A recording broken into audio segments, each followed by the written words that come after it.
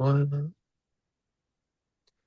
Guys, we're back again for another episode of OT in the O3. I'm your host, Gray Wiley, my co-host, Press Terrell. We are How we here. doing? We are here We're about 30 minutes again. behind, but we're here. We are here. We are here. Well, the audience won't know that when when this gets posted, so which is good. So, True. but it is November 18th, 2025, year of our Lord. As we are currently recording this podcast after a lot of interesting things happened this the last couple days, press. Um Yeah.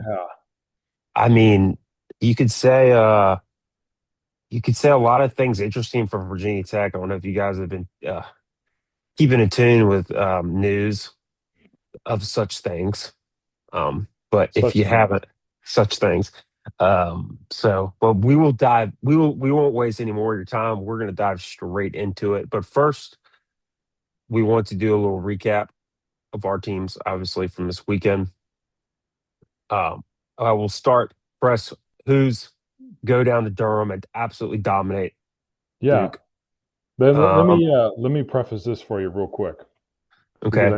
I know we're going to talk about, you know who in a little bit. Uh-huh. I just want to say one thing. UVA, they did exactly what they were supposed to do, Hmm. which was roll the Blue Devils. Yeah. And Yeah. and they look like the team that they're supposed to be right now. Yeah. They I look agree. they look they look kind of scary um, on an ACC conference level right now. They look kind of scary to the other teams. To me, they're starting to stand out right now. But that's all I'll say. I'll let you Yeah. get I your no, notes. I yeah, no. I echo what you said. I honestly, if you And that's look coming at from the a happy Hokie fan right now. I mean, right, and they look they look we'll good. we'll get into that and we'll have plenty of time to discuss that. But I echo what you said. I mean, I think, like one of those games where they leave no doubt. You leave no doubt. Yeah, Um, they totally. I was very surprised. complete all three phases, right? All three phases. All three Yeah, phases. They held Duke. Duke's the number four pass. Well, coming into this week, they were the number four passing offense in the country. They yeah, held them to under 249 yards total offense. yeah, And I mean, their defensive line is really in coming into this year. They spent a lot of their money.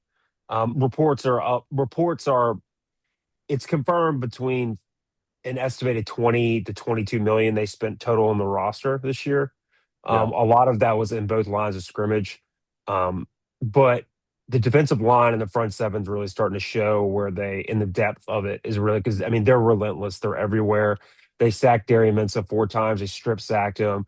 The corners were playing lights out. And kind of to go to your point is like I think everybody would agree Miami's the most talented team in the ACC from a pure talent standpoint. Hmm. But as far as a complete team, which is coaching, Yeah. leadership, talent, offense, defense, special teams, everything together, I you could make an argument that UVA is the most complete team. They don't really have. I mean, yes, of course, Well, Miami's more and we've talked about this before. UVA, I think, is the only team in the ACC right now, and this may be a stretch for some Hokie fans out there, but I'm just if you look at it from a glass, half full type of perspective, they're the only team in the ACC that they can win when they have a bad day on special teams. They can win when they have a bad day on offense. They can win when they have a bad day on defense because the rest of the group is good enough to get them through the game. You they've look at won my, yeah, go you ahead. look at Sorry. Miami. When Miami's offense is bad, they lose. It's as simple as that. When Georgia Tech's offense is bad, they lose. When Defense too. excuse me, when Georgia Tech's defense is bad, they Yeah. lose. When Louisville gets in their head and gets into, you can call it foul trouble, and they get all these roughing the passer penalties and whatnot and lose their cool, they lose. So they all have kryptonite. UVA seems to work together better with all three phases than any other team in the ACC, and I think that's why they only have one loss right now. Yeah, no, and and yeah, I know I agree with you 100%. I mean, it's just to go off some stats for the listeners here real quick. For they put up just over 540 yards of offense against Duke. Now Duke's defense was this was something that I mentioned coming into it. Their defense was nothing special. Um, the fact that Duke was You favored in would this think with game, Manny Diaz though they would be better well, defensively. I guess we thought wrong.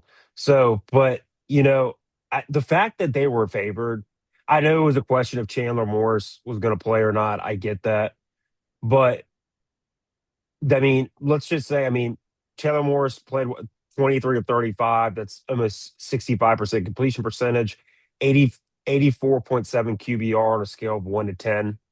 He had a really good game.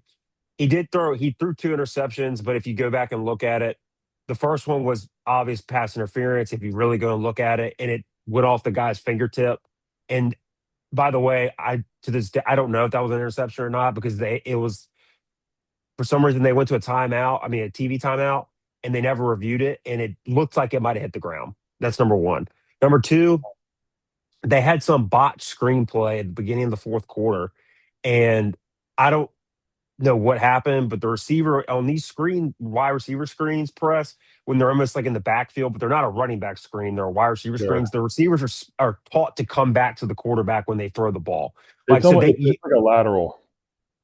Yes, but you're not supposed to stand there and just wait for it. If you're supposed to come back a little bit, not like run forward straight, full speed ahead back to the quarterback, but you're Mm-hmm. supposed to kind of come toward it and then shoot off upfield with your momentum. And the guy just stood there, and then the linebacker went in front of him and picked it off. Now that was a botch play from the beginning, but minus those two plays, he was fantastic. Terrell Harris had 108 receptions for 161 yards and a touchdown. Jamari Taylor, 18 yards, 133 yards, two touchdowns. I mean, I'm sorry, 18 carries, 133 yards. So they went Remember, 224. last week? I think I said Jamari Taylor needs 100 yards, but he needs 30 carries. Well, he got well over that with only 18. Exactly. Exactly. But they had 42 carries as a team, though.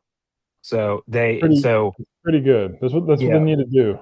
So I mean, they attempted the ball. They ran the ball for 42. They ran the ball 42 times and attempted and passed it 35 times. Yeah, It's pretty balanced. So, yeah. like I said, so defense was great. But yeah, I mean, it was a beatdown, and it was something they needed. I want to give a quick shout out to the coaching staff as well, because last week was tough for so many different reasons with the quarterback going out, with just losing. They haven't. I mean, to be honest, they haven't lost in a while. They haven't lost since September, very beginning of September, and you know, a lot of times you see what your team's made of. How do you respond from, something that's really like, adversity? How do you respond to adversity and where does your team go from there? Do they kind of teeter on the edge again or fold, or do they come back and want to punch somebody in the mouth? And that's what they did. And so it was a great thing. They needed it. They obviously have a bye week now to rest up and get healthy for the Hokies coming into town, which Press and I will dive way more into that game next week because there is some more pressing news to get to. But yeah, so we have the Who's can clinch. Actually, there were some scenarios, Press, that I'm not big into scenarios because the thing is, if you win, you're in. Like, you know what I mean? If you're winning, you don't have to worry about other Sure, teams losing and all that stuff. sure. But pretty much, for lack of a better word, to everyone out there that's wondering about scenarios about UVA getting in the AC championship, there's basically a 99% chance if they win next week or they win against Virginia Tech, they're in, no matter what. There would have to be like nine different things to happen on including three different math fluctuations in the strength of schedule or whatever that you and I don't understand. Normal people don't understand this. Okay. So that let's just say so they win, they're in, but they could also get in this If week. some other things happen, yeah, They could also get in this week if UNC beats Duke, Louisville beats SMU, and Georgia Tech beats Pitt. So which could they're all also, very happen. which is incorrect. So, but Yeah. anyway, wanted to give a quick recap to the Who's. Great job, Tony Elliott, and all the guys. Really, really good stuff. A veteran led team, you can tell, and down the stretch and how they responded to certain things. So, kind of wanted to get that out of the way. But they have a nice bye week to heal up and get healthy. So, um, now we're going to go to probably the segment of this podcast that we're going to talk the most about. Um, the Hokies got their guy. We may not have to talk so much about it, but I it could be the biggest news in college football this year, right? there's, well, I think it's the biggest news. I mean, well, it's So obviously the far. biggest news right now for I sure. mean, if There's Lane without a Kiffin doubt. goes to, if Lane Kiffin goes to LSU, that's bigger news. But Yeah. Well, but you know, anyway, take it away, Press. Take it away. so Virginia Tech hit a home run hire. I think the between the board of visitors, the athletic department, Hokie fans in general, we think it's a knockout of the park home run. James Franklin is a proven winner. We know what he's done in the Big Ten. Everybody's known it the last few years. The recruiting that he's done in the DMV area, Delaware, Maryland, and Virginia, has been second to nobody.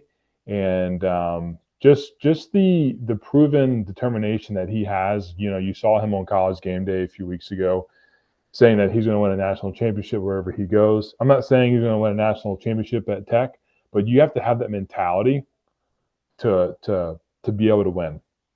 And lately, Virginia Tech has not had that mentality since 2014. I would say the year before Beamer left is when we all kind of just lost that winning culture. Whether it was the AD Whit Babcock coming in, whether it was the recruiting classes, whether it was you thought we had the offensive guru and Justin Fuente, we thought we had the defensive guru and Brent Pry. The one thing that was in common between both of those coaches, one, they couldn't really keep their assistants together. The coordinators may have stayed longer than the assistants, but between the running backs, quarterbacks, and cornerbacks, receivers, linebacker coaches, O line coaches, no one could stay in town.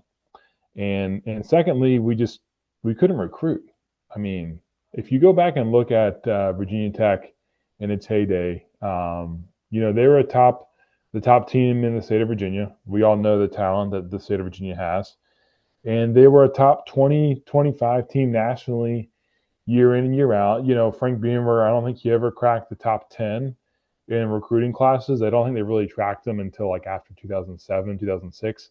But they grabbed some 5 stars back then. And, between Kevin Jones and, and Mike Vick and Kendall Fuller and Tyrod Taylor, we had some dogs. And in college football, unlike NFL, I believe, and I'll ask Gray about this too, but you can win more so with talent in the ACC, maybe more so than any other conference.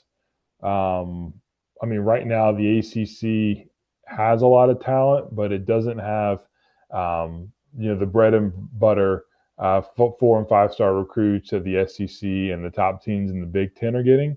And I think James Franklin's going to be able to bring that to Virginia Tech. At least I hope so. The numbers aren't out yet, but I think his contract's going to be like around like a 5 year. It's going to average like $11 million. So it's sad for me to hear that, knowing that if Brent Pry had that type of resources, he probably would have done a lot better. I mean, let's just be honest here. More money is not more problems in this world, in the college football landscape, the way it's going these days. So, who knows? But woulda, shoulda, coulda. We got our guy. I wouldn't say we got lucky. I think we just worked very hard. And James Franklin will make Virginia Tech relevant starting in year one. The way the ACC is currently, and this can only be done in maybe the ACC and Big 12, James Franklin will give Virginia Tech a chance to make the playoff in his first year. And I'll say this because one of the recruits that he's going to be able to bring in, two of the proven coach that he's already shown to be at Vanderbilt, when he was assistant at Maryland, when he was even a grad assistant at Virginia Tech back in the day, and then of course his last tenure at Penn State. Um, winning all the games except for Ohio State and Michigan. Sure, he's not good in the top five games, but Virginia Tech has never been that good in the top five. In the downfall, really, of Virginia Tech turn of the century, between 1999 and 2000, we had the third highest paid coaching staff. I want to say we've dropped down to like 40th or 50th, somewhere in there now. And it just shows that when you invest in your program, hopefully good things happen. We don't know this yet, but I think the relevancy of the James Franklin era is going to be hot. It's going to be good to watch. It's going to be good for Virginia, for the state as a whole, and especially for the Hokie fans that are longing to get back on the winning side of things. So Yep. very excited. A plus higher.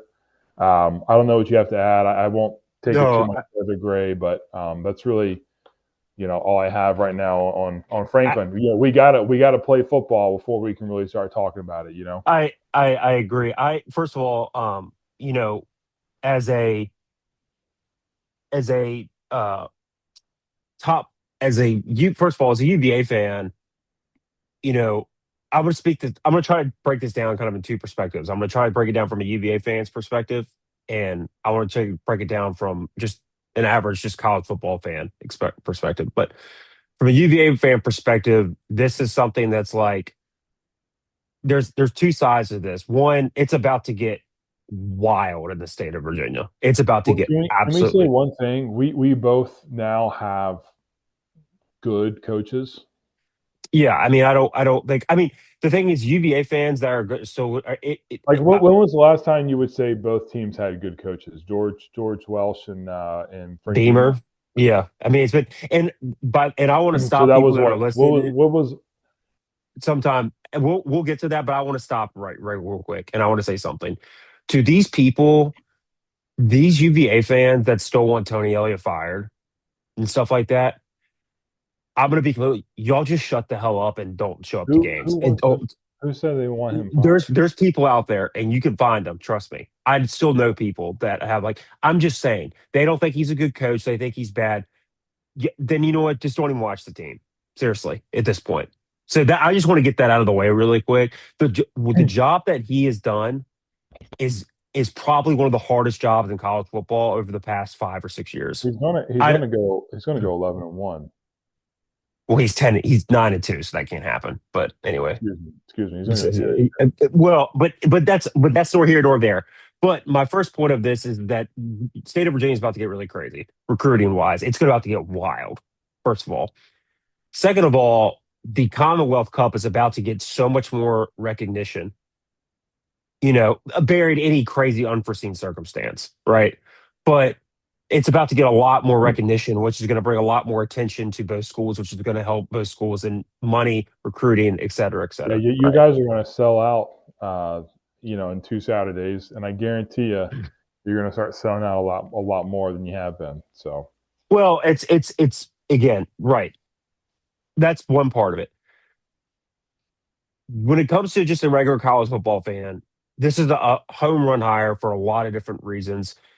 The number one reason is that, and you and I talked about this at the very beginning when we started this podcast, is that Virginia Tech needed to go all in and say, hey, we need to financially, first of all, we need to commit resources. We need to say, okay, we're going to be in here to be able to compete with the top of the ACC and to be a relevant top 25 team year in and year out. Like, we want to make sure we have those resources to go in and say, hey, if we need to go in the portal and get a $2 million left tackle, we can do that. That's not a problem.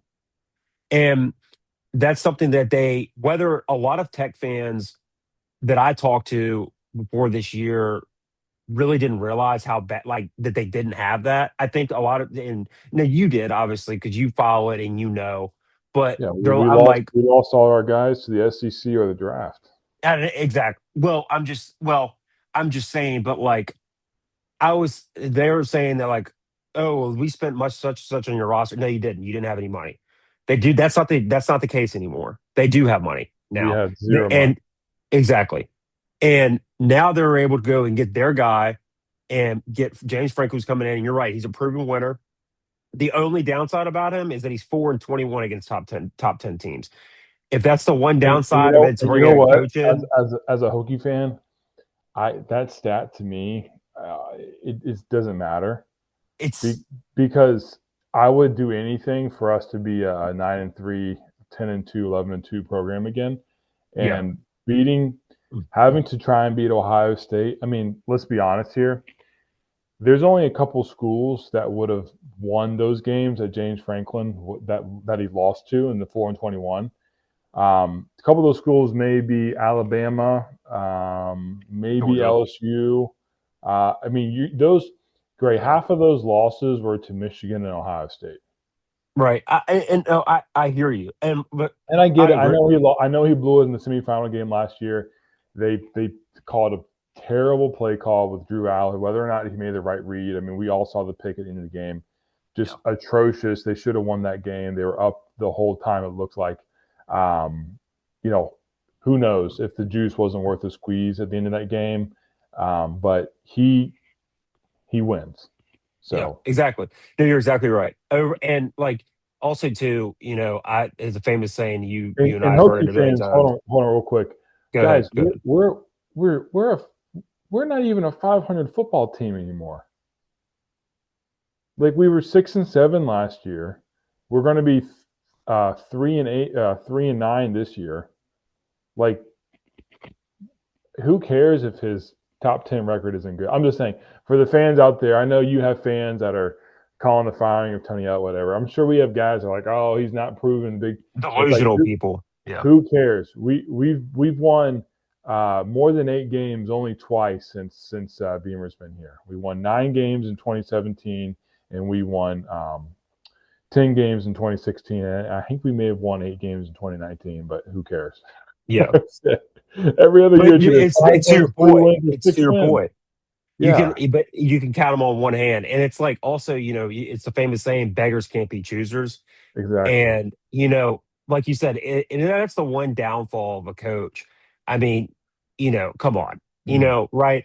And anything's better than what you have. One, two, he brings a lot of excitement, and you're starting to see. I mean, I was just checking today, checking on 247 rivals, all of the recruiting websites. There's a lot of four-star guys that are going to be in town this weekend for the Miami game to meet with coach, whether they were previously committed to Penn State and have now decommitted, or as they were part of that 2020 initial 2026 recruiting Yeah, they had class. 17 guys Yeah, opt in decommit. portal, Now, well, decommit. like for all you Virginia Tech fans out there, and Press will echo this, they're not all coming to Virginia Tech. I'm sorry. Like that's just No, not how it works. That's not how it works with the money these days. Will probably 8 to 10 of them come, most likely.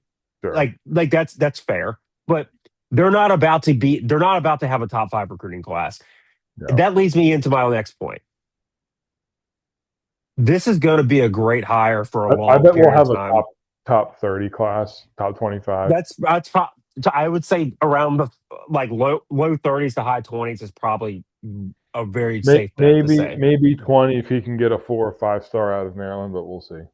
Yeah. And it also depends on the transfer portal also Yeah. goes into that as well. So again, we'll see how that plays out. But that leads me into my next conversation is that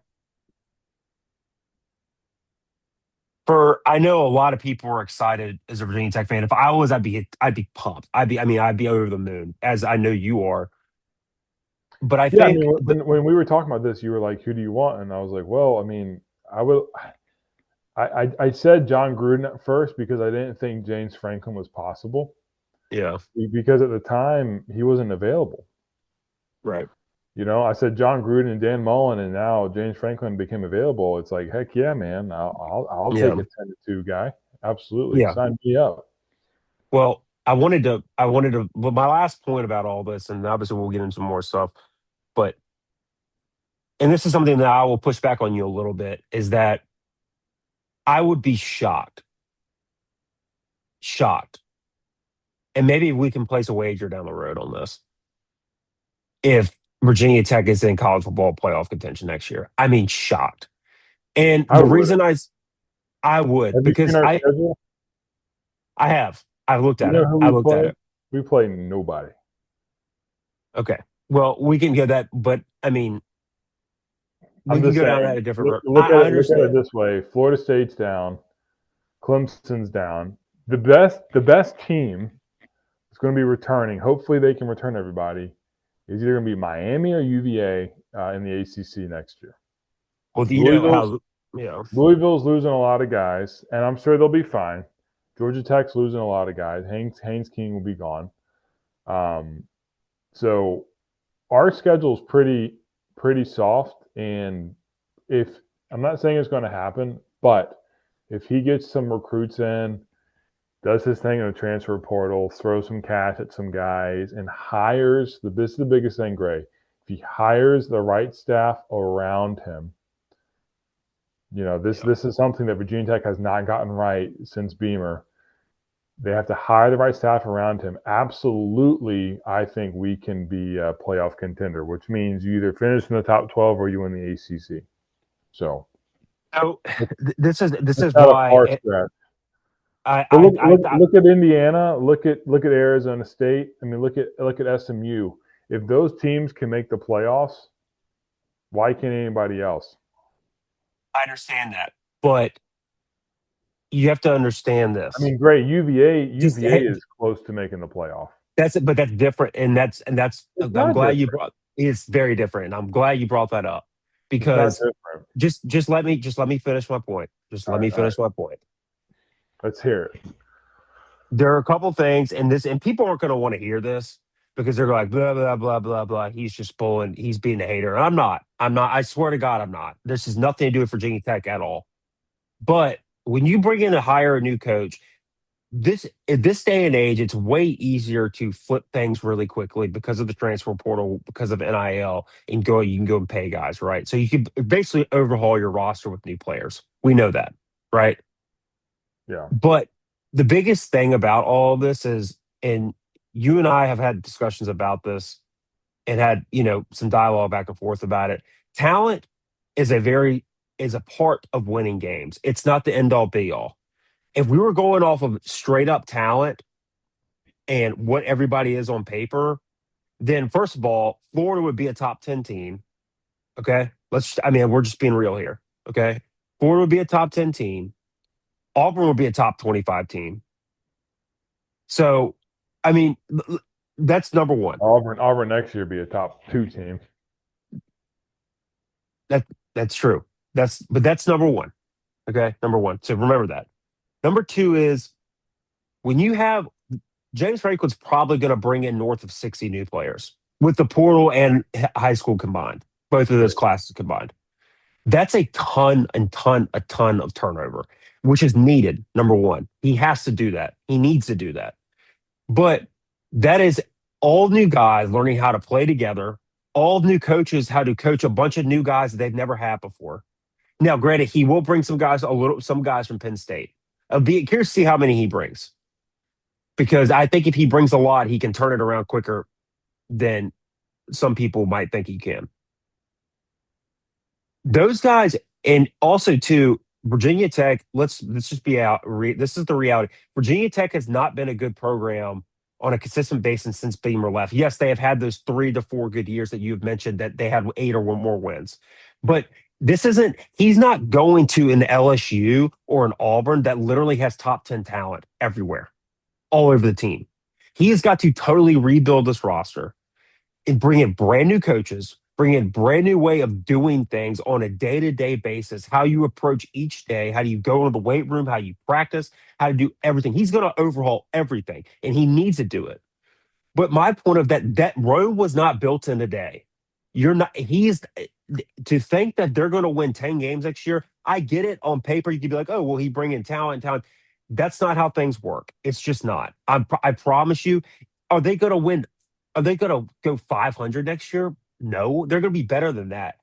But I would be shocked if they win 10 or 11 games, because if you were basing everything on talent and recruiting, everything, I would say 100%. But guess what? It's not that simple. And the last thing I'm going to bring up, the reason why you said you brought up UVA, Tony Elliott and them had been there for 3 years. The exact same coaching staff. They've been establishing a culture with their core guys that they brought in there as a high school recruiting class that helped them. And then when they got all of this money that was anonymously donated, and then more money on top of that in this offseason, they told the other guys that weren't very good to kick rocks. And I know that from very credible sources.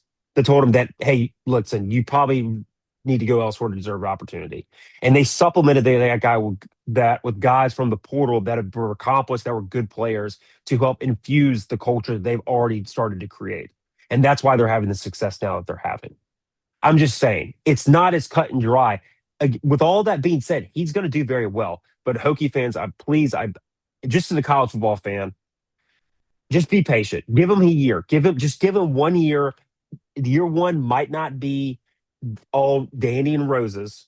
It might be compared to this year, but you're not going to be going to the college football playoff in year one. I'm just telling you, it's not going to happen. Great. I So think I think you're right in some of it, but a lot of it is this is the day and age where Indiana went 10-0 in the first year of Kurt Signetti. that's the Arizona only team that's done that, though. That's the Arizona only State team. Arizona State went 3-9 2 years ago, made the Mhm. playoff last year and took Texas to the wire. Okay. SMU made the playoff last year with a very mediocre roster. TCU made the national title game a few like myth was it 3 years ago with a very Wow. very average Big 12 roster, which has done obviously nothing in the last few years. They were magic for one season. I'm not saying it's going to happen for Virginia Tech to make the playoff. I think an ACC team right now, it's very hard to make the playoff. I mean, look at the rankings, look at the last few years. ACC does not help itself. But that being said, we have the revenue, we have the commitment, we have the funding. We have more funding than UVA would even imagine right now going towards a football program. We have more funding than just about everybody in the ACC except for Clemson, Florida State, and Miami. And that's where Mhm. we're at. We're going to have almost $200 million of funding going to the athletic department starting next year, and it's just going to increase from there. So I disagree in the fact that we absolutely can make the playoff. We absolutely can go 10-2 next year with that schedule. If we were in the SEC, I don't think we're a 500 team. We may be close, but in the ACC today, a coach like James Franklin. I mean, this is James Franklin. This isn't Bob Chesney. This isn't Brent Pry. This isn't some assistant who's just out there doing a good job right now. This is a proven head coach in the Big Ten that is taking the realm of Virginia Tech, that is in a easier conference to win in his home ground of recruiting, and in the home state of Virginia. Virginia Tech is the home state of Virginia until UVA can prove otherwise. And he's going to have an edge on recruits. He's going to have an edge on talent in the state. And he's going to have an edge in resources until the other ACC teams can catch up to Tech. Because we went from 14th to 4th within a couple months of athletic department funding in the school as a whole for public institutions. So I agree it takes time. Do I think Virginia Tech's going to go 10-2 next year? No. I think we're going to be 8-4, 9-3, somewhere in there, only because we don't have a non-conference schedule that's hard. We play JMU, VMI, forget who else is in there, ODU Go to maybe. you. So Go to you. so we're going to win those games, and we're going to get to the ACC slate. We play at Miami, we play at Clemson. It doesn't matter. We're a year away from all that jazz. Yeah. But I'm just saying it absolutely can happen. I mean, if you truly look at his recruiting rankings in the last couple of years, he's one of the best recruiters in the country. And if he can bring Yeah, that for sure. mentality around, I mean, the talent on the team alone is going to be one of the most talented ACC teams next year if he does that. And I'm saying a lot of things have to fall into place. Yeah, I mean We, that's a we have to have a lot of coaching staff decisions be made right. But on a talent basis, he's the best recruiter in the Pennsylvania to the DMV area in the country. No one's second to him. yeah. Maybe Ryan Day, but But this is the thing, and this is so it's in this is why one, it's impossible to predict, but two, to the money thing. If I had to predict, I think we go 9-3, No, no, somewhere. I wasn't talking about necessarily the record. I'm just saying from a recruiting standpoint, because of when money got involved, it kind of it put like an asterisk toward with everything because ne- does he still have Absolutely. does he still have an advantage? 1,000%. Because at the end Yeah. of the day, well, not at the Great, end of the day. great. And not to mention, money's been involved since the beginning of time. It's just guys figuring out, That's another who's doing it. conversation. No, but who's doing it legal? I mean, the I teams with know. the money back in the day. You look at the Mhm. Alabamas, the Miamis, the LSU's. Look at those rosters, and I Mhm. guarantee you, there's a lot of illegal contributions that went on and that are proven now. So anyway, I'll let you go. But No, but the last thing I'll say, and then we'll move on, is that first of all, with the money thing about Virginia Tech's athletic budget, that was great for them for do that, but it's one of those things where right now it looks amazing, and I'm not saying this in a negative way. I'm really not. But this is what's going to happen because this is just what happens every single year with everybody else in the country. Everybody else is going to raise their budget. Everybody in ACC is going to raise their budget. not Also, it's everybody. good. People can't. People, you got to realize people don't have. You have to have the background of the football program to push this. People don't have the football continuity like Virginia Tech does. It I mean, doesn't. It doesn't. That's not the. That's it. Doesn't matter, and I'll tell you why.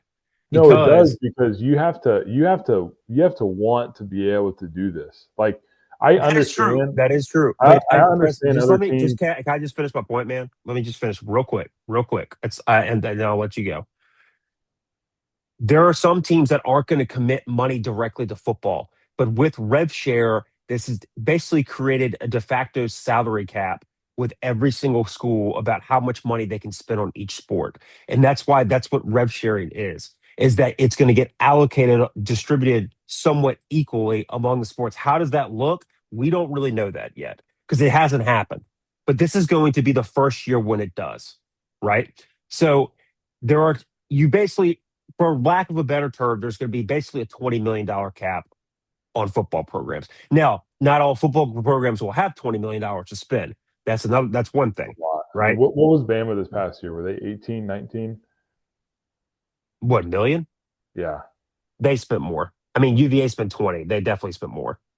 I mean, I I know thought you Texas I Tech. thought UVA spent was like they were in like 12 range. No. That no, I'm talking about at the time when they had the transfer portal in the middle of the transfer portal cycle. That's what it was. But it's been reported that when the season started, by the time everything was done after the spring portal and everything like that, it was between 20 and 22 million. Texas You're Tech telling spent me the you're telling me UVA has a $20 million roster? yes, no, that's the legit fact. That is a fact. You can look it up. So I'm just telling you, right? Again, that's how much money they've spent on their roster. What are they? Are Again, they paying? Are they paying the backups too? yeah, I mean That's a lot. I'm not gonna say how what some people make because I do know that. So, but I'm not gonna say that. Yes, they have Okay. a lot of money. Just telling you, and I don't That's need to I, go. I I'm curious about that because I know Bam is at like 20 or 18 right now. Well, I'm just telling you that from a very good source of mine that it covers UVA for a living. I will not name him. Has I told think I me that know. I think I know. they spent 20 it estimated 20 to 22 million dollars on their entire football roster this year going into this year. Hmm. So Well, let's hope they win that the it ACC, baby. I well it, amen to that.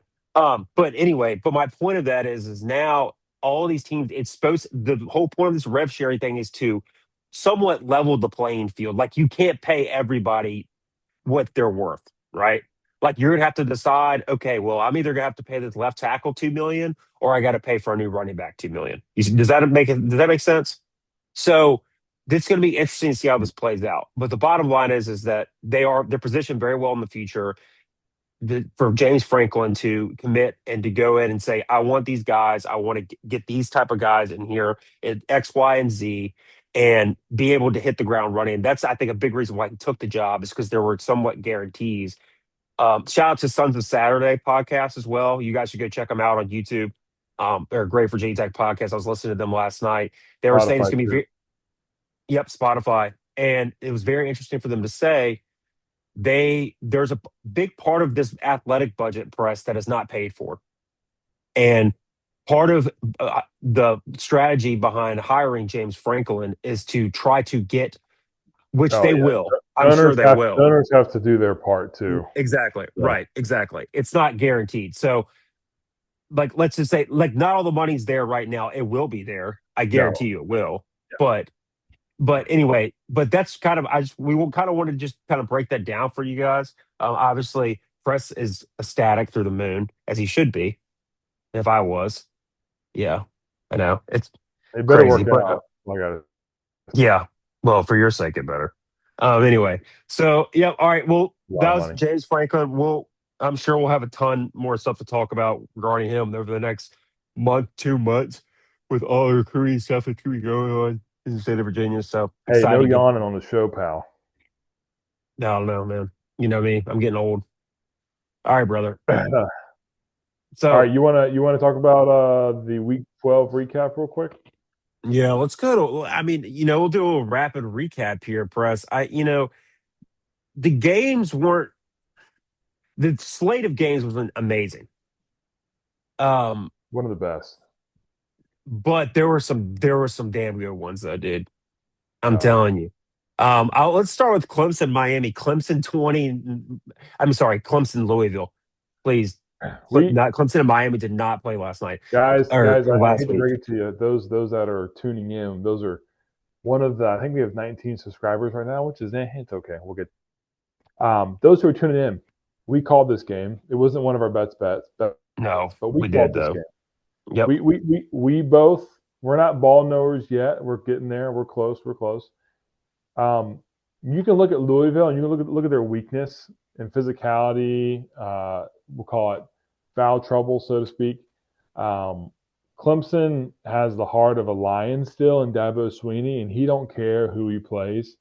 He don't care they're 5-5, and he'll tell you that to your face. Clemson's got talent, and Clemson's got dudes, man, and Clemson can beat. I'm not saying they can beat anybody, but they can beat anybody in the ACC any given night. And that's what happened, right, Gray? No, you're exactly right, Bress. And if you look at the numbers here, this is kind of a really tough game to watch. Honestly, like I said, Oh, it was Clemson won 20-19. There were some fumbles on the goal line. I mean, missed it field was goals. missed field goal. Cade Klubnik had a QBR on a scale of 1 to 100 of But 32.6. kudos to the defense that has been very lackluster for a defensive team. Hmm. They every time Louisville had a chance to kick a chip shot field goal, the ball they were close to the red zone, but Clemson was dominant, man. They sacked and loss of gain here and there. And Louisville's kicking 45, 48 yarders trying to win the game, and that's a lot of pressure, man. I'm just Yeah. saying. No, Hats yeah, off for to sure. the defense in that scenario. They buckled down and they were able to push Louisville back. All they needed was a field goal. So Yeah. No, you're exactly right. But Miller Moss QBR scale 1 to 10, or excuse me, scale 158.7. yeah, He's nothing special, and Klubnik played awful, I and think I'm you said it the other week too. He's just not he's special. not he's not. I mean he's talented, sure, but guess what? We went through a long detail. Talent only gets you so far. What do you do in the biggest moments? That's what it comes down to. So Clemson 20, Louisville 19. Good job. Good shout out to the Tigers for getting a much needed win. You're getting ready for South Carolina in a couple weeks. I don't want to watch that game at all. But I would bet my money on them. So next one, man. We're gonna go through. This one hurt. I wasn't able to watch much of it because I was so tuned in the UVA game. But Oklahoma 23, Alabama 21 in Bryant Denny. Yeah, that was. I mean, just Brent Venables just has Kalen DeBoer in his back pocket. He's got him. He's got him. I don't know if Brent Venables has a thing to beat for beating Alabama because he did it twice at Right. Clemson with Dabo, but it's just it's just like it's easy for him. You know what I mean? Yeah, I don't, I will say this with like rivalries and all And that stuff these days. Oklahoma can lay an egg against a lot of other teams. For whatever reason, they get up for Alabama. I mean, John Mateer did look a lot better. I know he's getting healthier. I mean, he only passed for 138 yards, press. I mean, it's not he didn't do anything special. I mean, his QBR was 71 on a scale 1 to 100, but he only threw the ball 23 times. So Yeah, that's he partly why he didn't. But I mean, they again. ran the I think ball. the story of the year for quarterbacks is the best ones are the ones that don't do anything to cost you a game, and Yeah. that's what he did. Well, I mean, that's and pretty much for guys out there that are listening that don't really know what QBR or really what QBR is. QBR is basically it stands for quarterback rating, but it's pretty much the most accurate. If there you want to pick one stat to basically evaluate how good a quarterback is or how good they played, you just go to look at QBRs. Don't look at touchdown interceptions or yards. QBR. That's really it's basically an efficiency measure, right? Yeah, So for what he's asked to do. So he had a 71 QBR. Ty Simpson had a 64.4. So Ty Simpson had a pretty decent game, pretty good game as well. I mean, Alabama, there's nothing about this game that should have said Alabama should have lost this game. They had a total of over 400 yards of offense. Oklahoma had barely over 200 yards of total offense. So they outgained it by two times. But I mean, missed field goals and turnovers, the and turnovers. I mean, it's the ultimate equalizer, right? And I mean, and that's kind of what it came down to. And now Alabama's got their, in, in uh, Oklahoma, I know they give up 400 to Alabama, but they're still a top 10 defense right now, even with that Alabama game in there. So yeah. I mean, and I'll say the last thing I want to say about Alabama, if they want to have a chance in the playoff to go deep, deep, they need to find a running game because 80 yards for 33 carries for 80 yards at 2 point yards a carry is not going to cut it. You're going to get blown off the face of the earth. And that's just, you know, Ty Simpson's great. He's awesome. They have a great receiving core. But, you know, relying on just a pure passing air raid all the time doesn't put not necessarily your quarterback in the best situation to succeed sometimes. You got to have some type of balance, right? And that's something I don't know if they can get that figured out, but that's something they need to, improve upon if they want to have a chance to really take a shot at the title game this year. yeah, So, but yeah, but that was a good win by the Sooners. Definitely keeps them in the playoff race. Obviously, we'll go. Real quick, I want to touch on USC and Iowa. I don't know. Did you see the weather of this game, Press? It was in Los Angeles.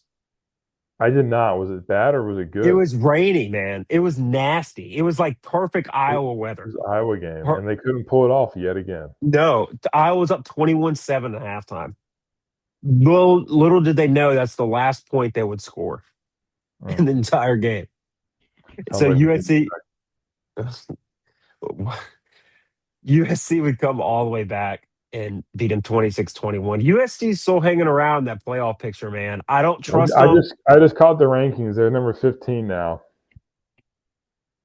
Okay. Hey, let's save that though, because we do have a quick reaction to the rankings coming up here in just a minute. Let's Yeah, save that. But yeah, they are continuing to hang around and put their name in the hat. So uh crazy. Georgia, Georgia Lincoln Riley's Tech, best year. Georgia Tech, and dude, I'm telling you, Georgia Tech, they won 36-34 against Like, Boston what are College. they doing? What do y'all do? Like they're making the entire ACC just look bad. I have a They, bone to pick with them because the thing is that like it doesn't their matter what defense team is you're. so bad. It's bad, man. It's bad. Like I Dude, don't know, Haynes King. If there was an MVP contest in the league this year, dude. It Haynes, wouldn't even be Haynes close. It wouldn't even be yeah, close. yeah, and I their defense is just atrocious. I mean, it's embarrassing, dude. I mean, do you realize that people don't understand how bad Boston College is? How bad is Georgia going to beat Georgia Tech? Well, see, and that will lead me into my next point here, Press, is that somehow Georgia Tech. You got to realize Georgia Tech's defense at the beginning of the year was not bad. They played really well against Duke as well. They didn't play as well as UVA did from a defensive way, but I mean they played well. They held them, I think, to 18 points or something like that. And So I they're mean, 71st right now in defensive yards per game given up. They give up 409 yards a game on the defense, passing yards 243 and 166 rushing. yeah, that's not good enough. And 75th. I mean, so I don't know, man. They've got to figure it out. I mean, you should, They're any of you they're guys they're that great. They're a right now. I like the ACC, but they're a fake team. They're a kite, you know, in thin air right now. And as soon as a hurricane comes, it's I don't know. I don't trust them. I don't think they well, can beat UVA. I don't think they could beat Louisville right now. I don't think they could beat Miami right now. Honestly, the thing is like right now in because November. you throw a decent defense at them, and slow Haynes King down a little bit. All you gotta do is score 30 points and you beat them. Yeah, exactly. I mean, you look for the most balanced teams in the ACC, and the two most balanced teams right now in the ACC are Miami and UVA by Yeah, no far. I question, mean, no question. but my point of that is that UVA goes to Chestnut Hill. I know they blew out Duke, but UVA does to Boston College. You know, even more on a larger scale what they did to Duke this past weekend. well, I agree with you, and I just think, but the biggest my thing about all my biggest takeaway from this game specifically, and then we'll move on, is that, to the ACC as a whole, in general, is that the best teams start playing their best ball in November. Hence, UVA just played their best game, the entire Of the most year. complete game Yeah, against Duke, right at yeah, the perfect time. Miami just blew NC State out of the water. yeah, By the way, they're starting. I know they just lost a couple weeks ago, but they're starting to find their footing again, I guess so to yeah. speak, right at the right time of the year, right? And Georgia Tech And the is thing not. is with Miami, and I'll say real quick, sorry to interrupt. No, you're good. Miami's home field is a bowl game, is a future bowl game, is the That is Orange Bowl, true. Don't forget. and Yep. their home field advantage this year, they're dominant, Yeah. absolutely dominant. So I'm just saying, And just keep that in mind. yeah. Oh yeah, for sure. Minus that Louisville game, you're absolutely right. But Georgia Tech's going the opposite way. That's why I wanted to bring that out. And this Pitt game coming up, which we'll talk about a little bit, but is going to be interesting. But I moving on. Notre Dame 37, Pitt 15. Pat Narduzzi, you can't be saying stuff like that to the media early in the week. You can't be saying, "Oh, well, we can lose in Notre Dame by 100, but we still have everything in front." You can't say stuff like that. And this is what's going to happen if you do, because you're going to put bulletin board material to a good team. They're going to come out and just put. They're going to, I for lack of a better, they're going to hope beat your ass. I hope Georgia Tech And runs all over them. and they Like no I offense, don't but trust them, but I hope they do. exactly. And you know what?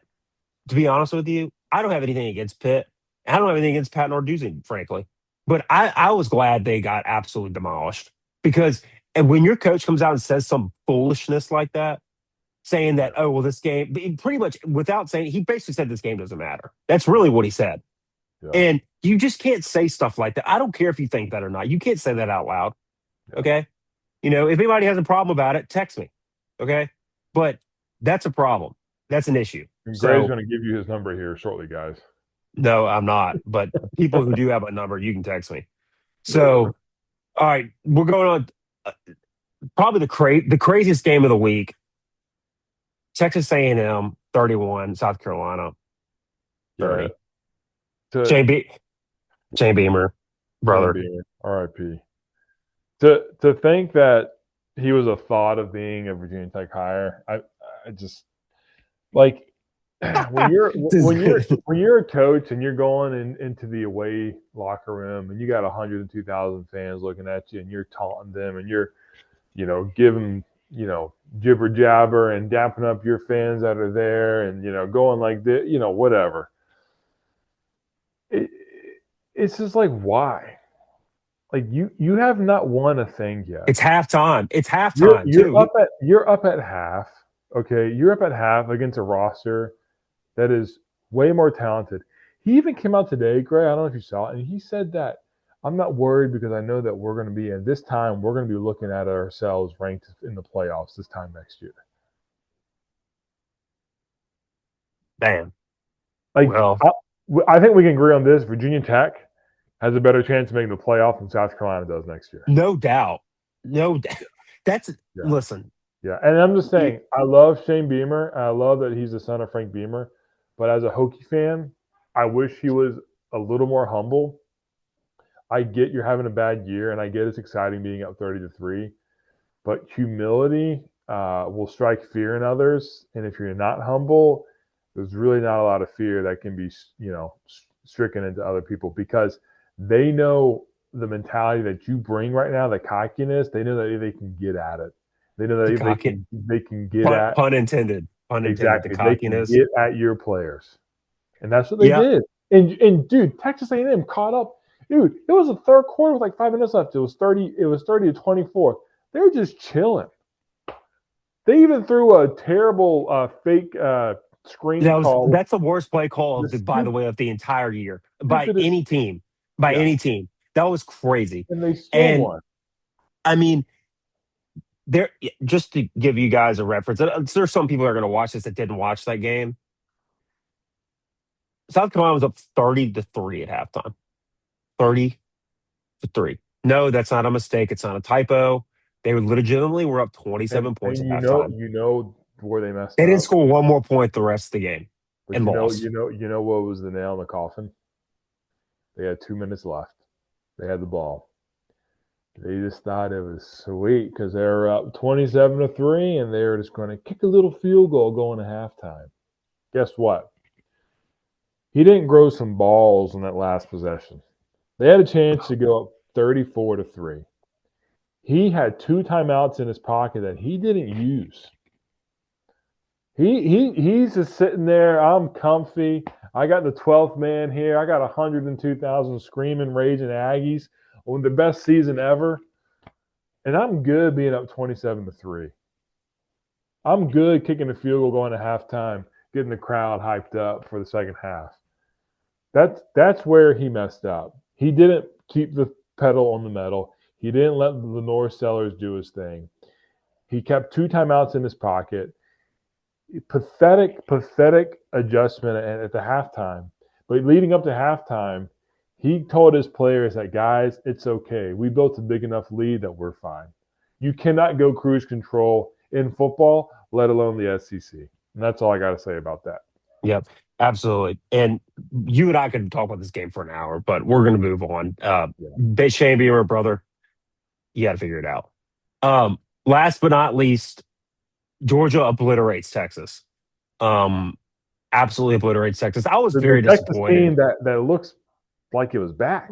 I mean, Arch Manning Oh was back. yeah, oh yeah. And, Tex start. Arch Manning was big man on Listen, campus hey, back in let me tell Austin you. the last few I will weeks. say this. I will say this about Arch. I will defend Arch on this though. He got no help in this game. I mean, none. Like No, no, And they 35-10, there were drop balls one after another. I mean, he was hitting guys right in the hands, and they yeah, weren't helping him out whatsoever. They can't run the ball. They haven't been able to run the ball all year. So it's no. like you're gonna basically throw a first year starter on again, and he's And had experience. Gunnar Stockton just sitting back there doing his thing, man. He's Just cooking, cooking. I slinging, mean, slinging, slinging. listen, man, he's cooking with Crisco. You know what Crisco is, press? Yeah, it's terrible for you, but I know what it is. Yeah, but he's cooking with I mean, he's cooking them. So They get a Texas, little stir fry to like all the you Eagles. Texas fans that are going to listen to this, I'm sorry. Yep, that's right. I'm sorry, but not sorry. You guys are out of the playoff, and you shouldn't have been Yeah, considered a week they ago. So you are what well, you are. well, Gray. What's funny? Mhm. Texas can still be in the playoff. They're not, but no, they're not. They're not. They're not going to be in the playoff for us. They're not. Can I tell you We'll get how? into that. We'll get into that. We'll get it. We got it. We got time. We'll get into that. We'll get into that. But All right. Texas, yeah, you got three losses. Deal with it. Okay, that leads us to basically our next conversation, which is the college football playoff rankings, the third week Wait, of the hold on. college football Hold on playoff 1 second. rankings. Gunnar Stockton What? was 24 of 29 4 touchdowns, 1 What interception. was his QBR? Let's see. Scroll all the way to the right.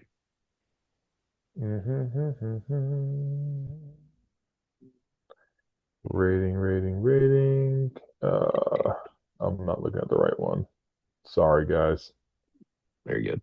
Not good. Um, yeah, I don't know. It isn't. I don't think I'm looking at the right thing. No, it's you're probably looking at rating, which by the way is I mean, I don't know why they've even put that on there because it's pointless, but yeah, no, Stockton played great. He played great. I'll Yeah. get that for you in a minute. But so guys, the third week of the playoff rankings, I mean, excuse me, the playoff rankings have come out, the third week edition for what it's worth. They just came out tonight at 8:30 p.m. Eastern. We're gonna live react to those right now. And the biggest changes I can see so far is that Notre Dame is ranked ahead of Oregon and Alabama. Um, you sure Oh you're not no, looking at the AP poll or the college football poll? oh no, I'm looking at the college football. College football poll, Oregon's ahead of Notre Dame. Excuse me. Excuse me. Notre Dame is ahead of Alabama. You are right. Yeah. Which, yeah, I mean, it's neither here nor there. I guess it doesn't really matter. I mean, the biggest thing that I got, Gray, the bone to pick here, Utah at 12. What the heck are they doing at 12? I don't know. Let me tell you something. Utah, first of all, eh, let me tell you.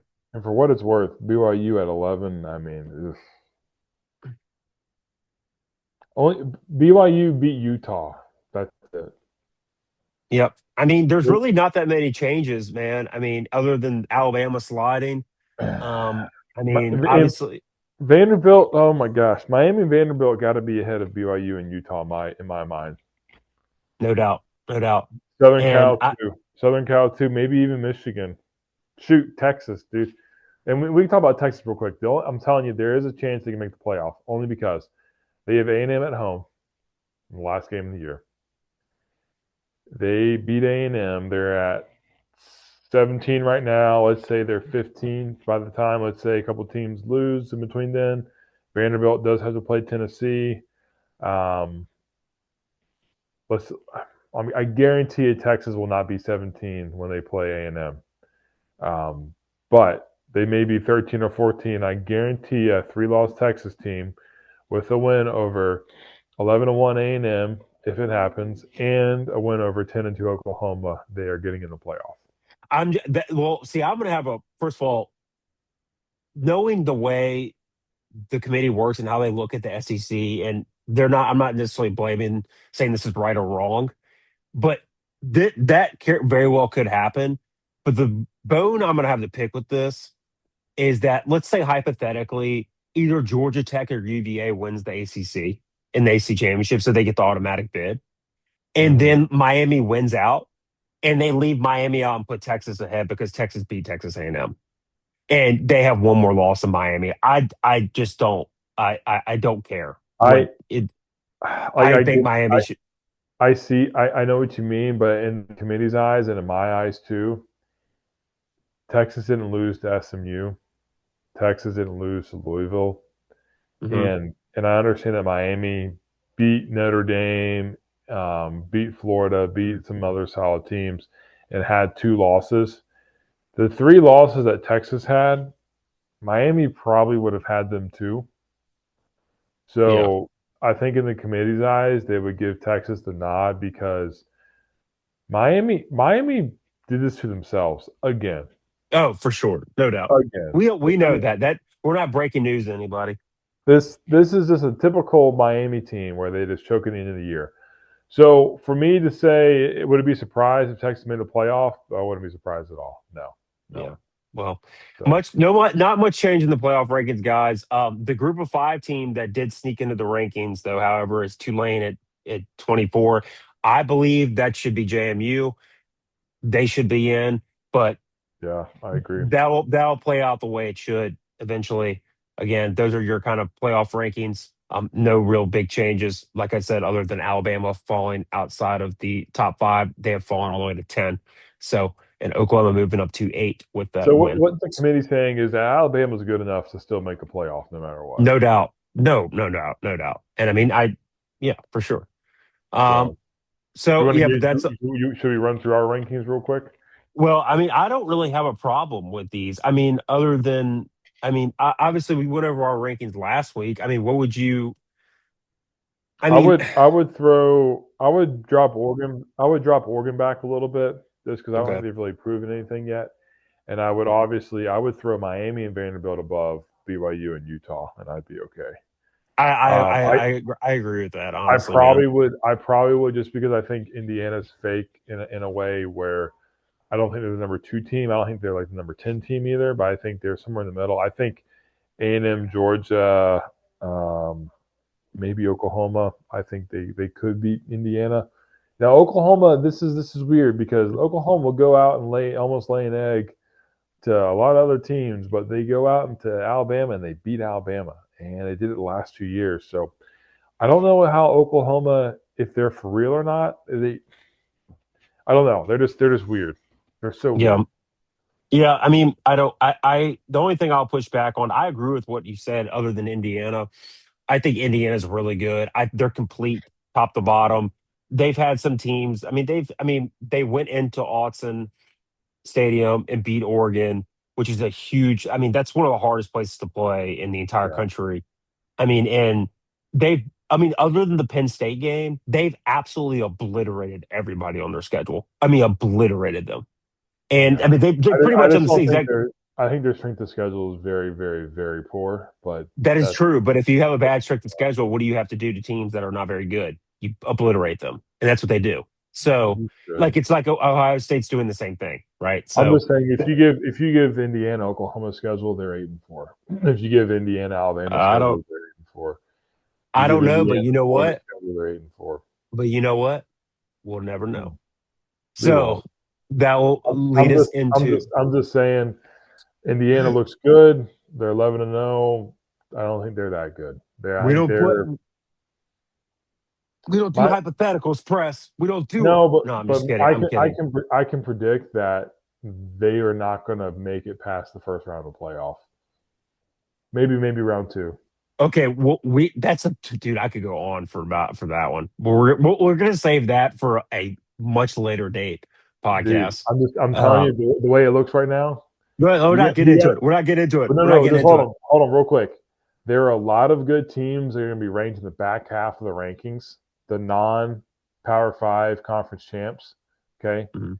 Miami, Alabama, Notre Dame, Oregon, Oklahoma. Those are the teams that are going to be playing the top tier guys early on. Yeah, be interesting. I guarantee you, Alabama, Oklahoma, Notre Dame, one of those guys getting matched with Indiana, they're going to get that dub. Okay, okay, all right. Book it. You heard it right here. So, right, last but not least, press. We have to do, as always, we do every week, little week preview. This is going to be week 13 preview. That's Wow, crazy. wow. Well, pre Thanksgiving week 13 preview, the week before Thanksgiving, I should correctly say. Again, much like last week, a lot of teams are off this week, or they have a lot of games against That lesser double bye opponents. is coming into play right now. Right, yeah, 100%. But really, man, I mean, the number one game of the week, in my opinion, is going to be where game day is going. It's just USC and Oregon, and this is to me, this is an elimination game for USC. I don't think there's any question about that. I think it's an Um, elimination game for Oregon. you could be right about that too. I don't think a 10-2 Oregon team is getting into the playoff. Well, The committee we, hasn't ranked them. In yeah, a. I think for a one loss team right now to be safe, you need to be ranked in the top six, or win and the conference. they're just Yeah, outside. They're not going to win their conference. They mathematically cannot do it. So yeah. um, I think this is a playoff game for Oregon and Southern Cal. Yeah, I agree. Absolutely right. That's gonna be Oregon's currently favored by 9.5. What do you think about Yeah. that? Mm, I don't. But the thing is, you know how you and I are talking about like we kind of in a way don't trust Oregon. I think we get that's fair to say. I Is don't that trust correct? Oregon.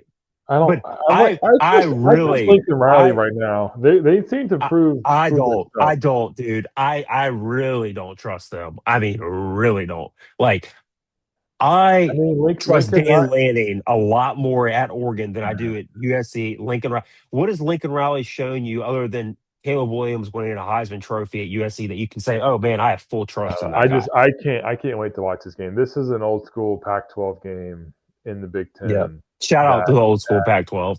that would have been, you know, probably a top five matchup given the strength of schedule this year in the Pac-12. But you know what? It is what it is. They're in the Big It is Ten what it now, is. and I would love to see it. Um, anyways, I think Southern Cal is going to win, but let's move on Yeah. here. I We got some other games we need to talk about real quick before we shut this pod down. Um, Mizzou goes to Oklahoma. Ooh, yeah, the let's last relevant see. Mizzou Oklahoma game was 2007 when Missouri was ranked number one, and Bobby Stoops came in there and spoiled their national title chances in the Big 12 championship. Um, this is a playoff eliminator as well. This is absolutely a playoff eliminator if Missouri's not making the playoff, but No. if they beat Oklahoma, they are out. I don't care. Hmm. I agree. Yeah, I'll just say it, they're out. They're out. I mean, they're out. They're done. Miami and Virginia Tech. My Hokies tickets are That's $6, not a guys. notable game. That's not a notable game. No offense, Let's man. sell out. Let's sell the crowd. There may be appearance for James Franklin. We can ruin Miami season if we want to. It ain't gonna happen, but let's root for them. 12 o'clock ESPN, baby. First ESPN game at high noon for the Hokies in a long time. High Uh, noon. we got Louisville and SMU. The battle of the what could have been conference title games is kind of out of their control right now. Um, so that's unfortunate. We got some The weird big, matches. the Charlotte, Georgia, Eastern Illinois, Alabama. Like, oh, Yeah, it's uh, that's it. I mean, it guys. Let me tell you this: if you want to get fish or play golf on a yeah, go Saturday, or go today, to a this wedding Saturday, or or go to propose a wedding. or get hitched. Yes, Who knows? yeah, go Or get have hit. Do it this or have a couple Saturday. of brewskis with your buddy or read your Bible, whatever it may be. You Do go well, do it. go Do do it. you do you? That's what you got to do this Saturday. Great, But the great. last game I would have last game I'm scrolling down, man. I mean, but they're really ain't much. And we Pittsburgh and Georgia Tech is the last one I was going to touch on. I think that's going to be a great. That's just that's a for playoff ACC eliminator. title. That's a playoff eliminator. Well, yeah, well, Pittsburgh, they can. I don't. I selfishly hope that Pittsburgh loses this game so bad. Like I just do. Like that they after that So, Narduzzi so cat. they both have one loss in the ACC, right? Yeah, So if Pittsburgh wins, they're in the play. They're in the ACC championship. no, that's not true. They got to play Miami next week. They're gone. Yeah, yeah. So anyway, those are kind of their And week. then if Miami wins that, could they get in? Maybe. No, Miami screwed. They have a 5% chance of getting in. But They need I think, they need like they need like 4 to 6 different things to happen, and I don't want to go through the math because it's going to hurt my head. But it's but I think this is it though. SNU beats Louisville this week. mhm. Pittsburgh beats Georgia Tech this week. Miami beats Pittsburgh next week. I think they're UVA in. lose. UVA has to lose. UVA has to lose, and No, but then UVA doesn't matter because UVA is gonna they're gonna dude, UVA is not going to lose. Just stop, okay? They're going to UVA is in the ACC championship game. They have one loss. You've got crazier things have happened. Gray.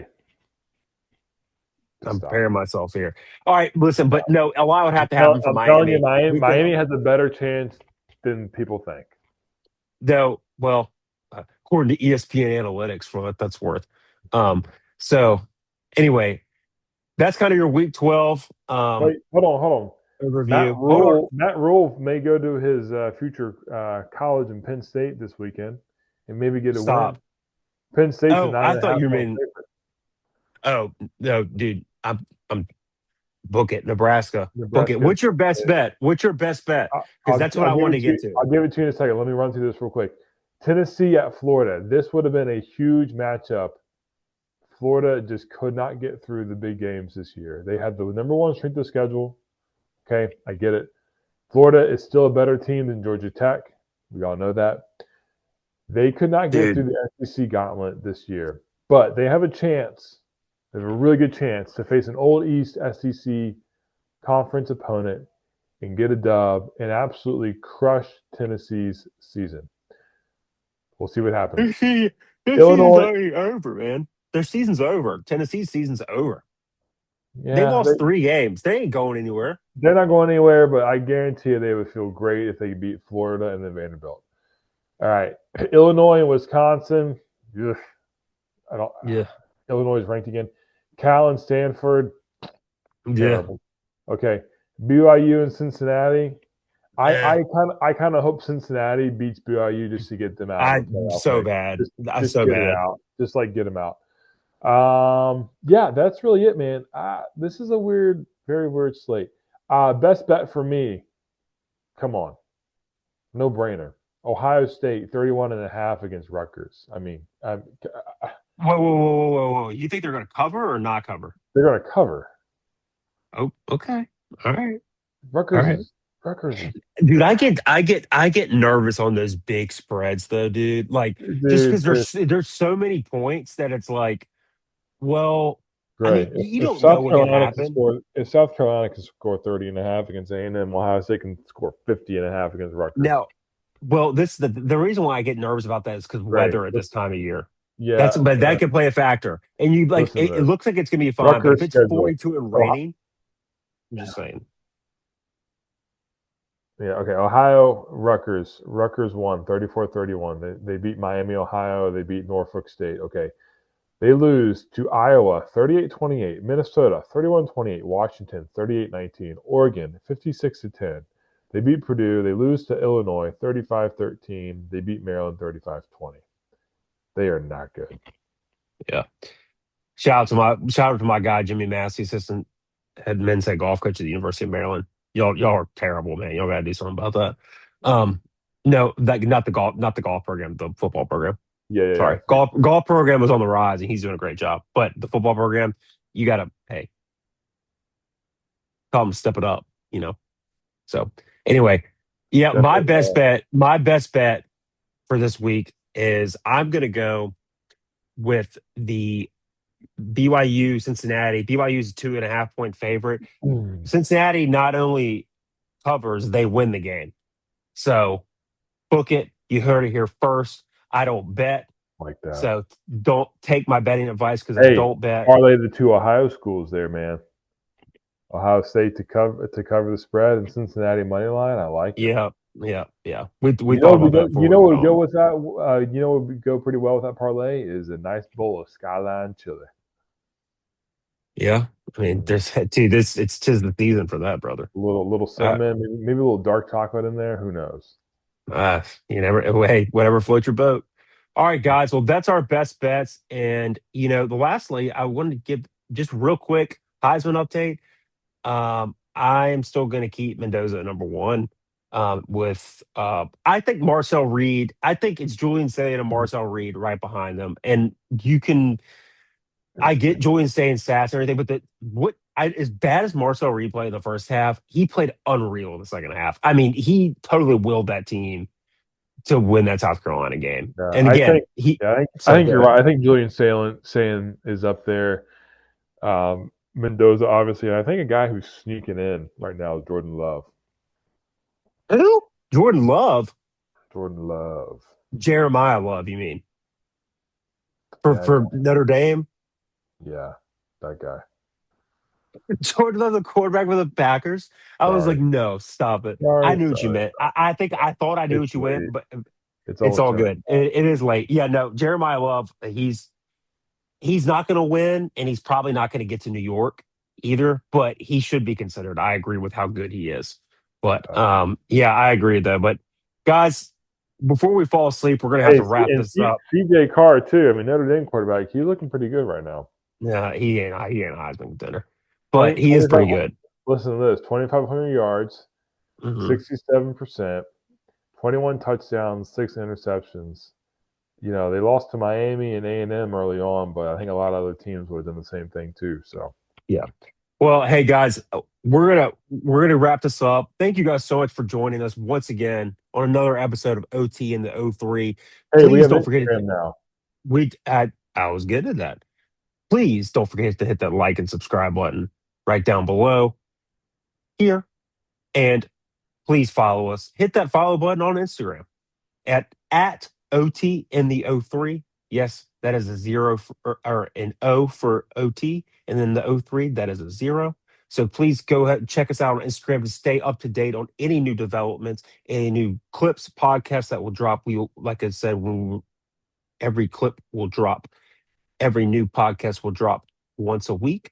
So stay on the outlook for any new episodes. That is all we got. Like you said, we hope you guys have a great rest of your week. Enjoy another beautiful college football Saturday, and we will see you next week. Peace.